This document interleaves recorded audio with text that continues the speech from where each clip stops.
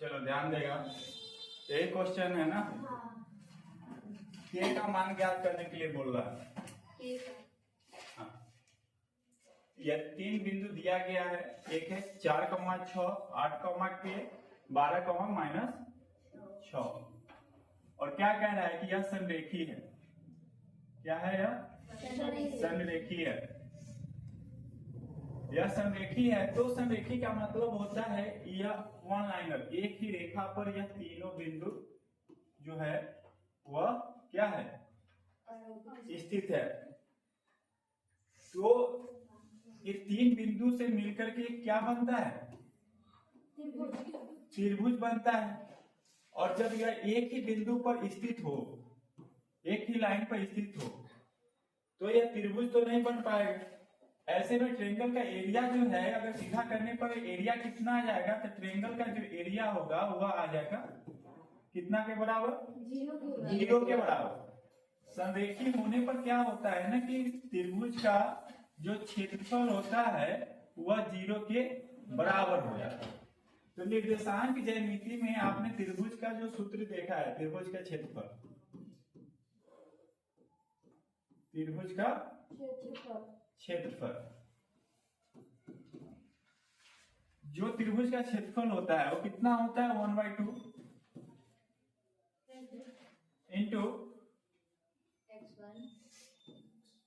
x1 into y2 minus y3 plus x2 y3 minus y2 plus x3 y1 2 minus 5 sorry यहाँ पे गलत हो चुका है। y3 minus y1 plus x3 y1 minus y2। ये त्रिभुज का क्षेत्रफल, ये निर्देशांक ज्यामिति वाला जो होता है वो है कोऑर्डिनेट ज्योमेट्री। अब यहाँ पे x, y, x1, x2, x3, y1, y2, y3 क्या है? तो यहाँ पे 3 बिंदु दिया गया है। यह जो 3 बिंदु दिया गया है संरेखी बोल करके, एक 4,6 दिया गया है, एक 8, के दिया गया है और एक 12, -6 दिया गया है। इसमें से किसी एक को मूल बिंदु मान करके, यानी 1 का वैल्यू मान करके, तो 1 मानेंगे तो यहाँ पे हो जाएगा आपका, जैसे में e हो जाएगा x1 का मान, तो e हो जाएगा y1 का मान।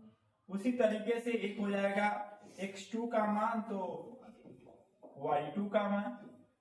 ये तीसरे बिंदु पर आएंगे तो x3 का मान और y3 का मान। यानी पहले बिंदु पर x1 y1 लिखाता है, दूसरे बिंदु पर x2 y2 लिखाता है और तीसरे बिंदु पर x3 और y3 लिखाता है। अब ऐसे में आपको सभी का मान पता चल गया, सभी का मान पता चल गया। यहाँ पे देख सकते हैं x1 का मान 4 लेंगे, y1 का मान 6 लेंगे। जरूरी नहीं है कि ये फिक्स है, आपका x1 का और y1 का मान यह भी होगा, x1 का y1 का मान यह भी हो सकता है। आप जिसको पहला बिंदु मान लो वह 1 का मान होगा, जिसको दूसरा बिंदु मान रहे हो x2 y2 का मान होगा, जिसको तीसरा बिंदु मान रहे हो x3 और y3 का।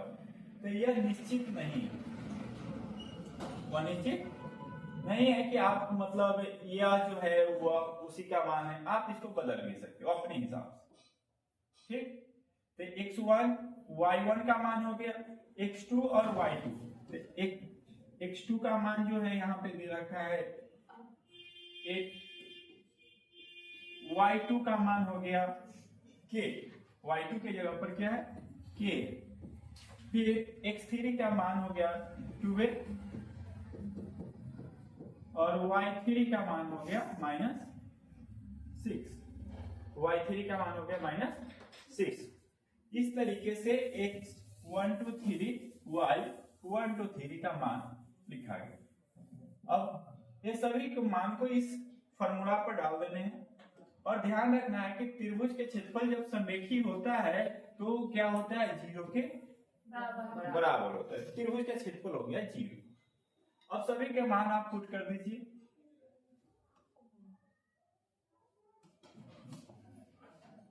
वन बाई टू, x1 का मान 4 है तो 4 लिख दीजिए। y2 का मान आपका है k माइनस y3 का मान -6, तो माइनस माइनस क्या हो जाएगा, +6, है ना। अब प्लस x2 का मान है 8, y3 का मान है -6, है ना, माइनस y1 का मान है 6, प्लस x3 का मान है 12, y1 का मान है 6 और माइनस y2 का मान है k, y2 का मान हो गया k, सारा मान पुट हो गया।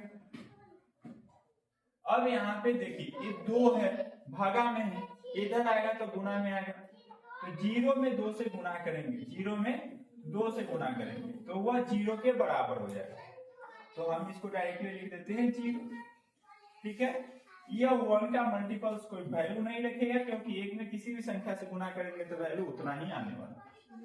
अब यहाँ पे ब्रैकेट के अंदर की क्रिया करेंगे, 4 में k से गुना करेंगे 4k हो जाएगा, प्लस प्लस प्लस 4 में 6 से तो 6 4 जा 24, प्लस यहाँ पे ध्यान दीजिए, यहाँ प्लस है और यहाँ पे माइनस है, तो जब प्लस और माइनस है तो वहां पे गुना होगा, तो प्लस और माइनस में गुना होने पर क्या हो जाएगा, माइनस। एक और तरीके से हम इसे देख सकते हैं, प्लस 8 के 8 और ये -6 माइनस कितना हो गया 12, अब प्लस 12 में 6 से गुना करेंगे 12 6 72, ये प्लस माइनस माइनस 12 में k से गुना करेंगे 12 k हो गया, ठीक है। अब यहाँ पे 4k प्लस 24, ये plus minus minus 12 × 96 96 plus 72 minus 12k, clear. इसमें k का मान ज्ञात करने के लिए कहा है, किसका मान ज्ञात करने के लिए कहा है, k का मान ज्ञात करने के लिए। k का मान ज्ञात करना है तो यहाँ पे ध्यान दीजिए, ये 96 है, ये 24 है और ये 72 है, 96 माइनस में और 24 और 72 क्या है, प्लस में। आप इसको कर सकते हो 4k अब माइनस है 12k, है ना, 4k माइनस 12k,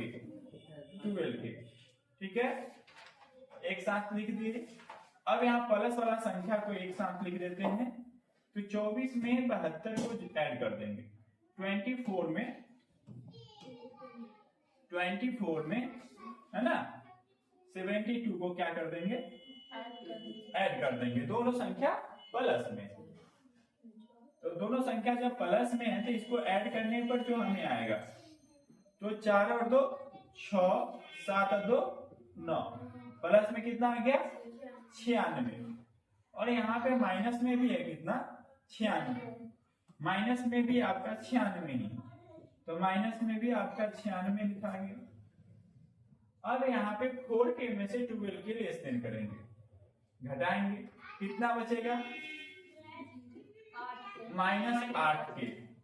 अब 96 में से 96 घटा देंगे तो क्या बचेगा 0, यानी कुछ नहीं बचेगा, ये दोनों खत्म हो जाएगा, कुछ नहीं बचेगा।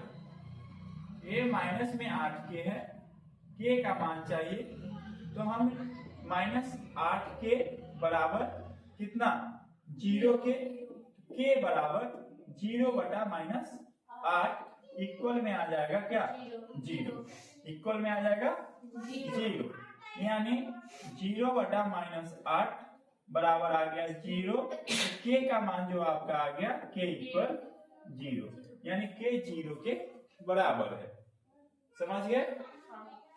यही आपको निकालना था, k का मान ज्ञात करना था, क्लियर हो।